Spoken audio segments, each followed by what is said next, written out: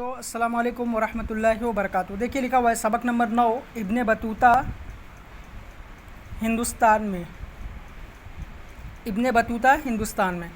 बच्चों, सैर व सियाहत एक ऐसा शौक़ है जिससे इंसान तफरीह के साथ साथ बहुत कुछ हासिल भी करता है।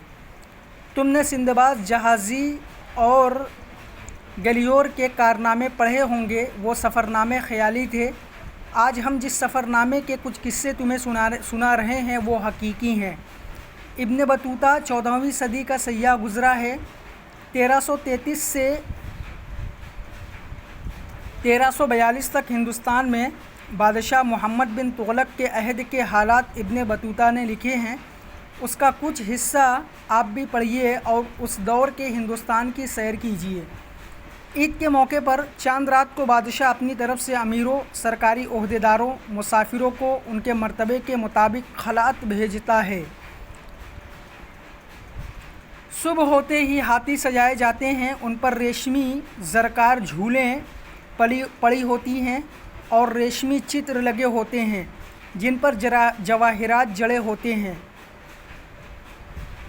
उनके डंडे सोने के होते हैं। एक हाथी पर बादशाह सवार होता है, उसके आगे अलम होता है और गुलाम चलते हैं जो सुनहरी पन्नियाँ लगाए होते हैं। नकीब भी होते हैं, उनकी कमर में सुनहरा पटका और हाथ में कोड़ा होता है।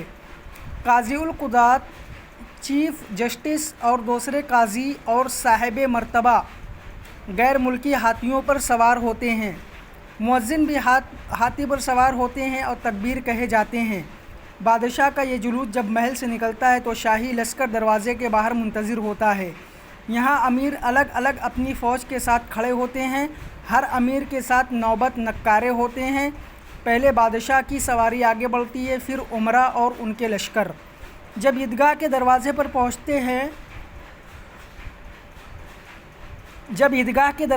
पहुँचते हैं तो रुक जाते हैं और हुक्म देते हैं कि पहले काजी, मुअज्जिन, बड़े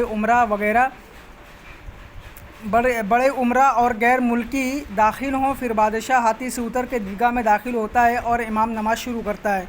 नमाज के बाद खुतबा देता है। बकरीद होती है तो बादशाह नेज़े से ऊँट नहर करता है। आप भी इस सबक को यहाँ तक पढ़िए और वॉइस को रिकॉर्ड करके हमें सेंड करिए।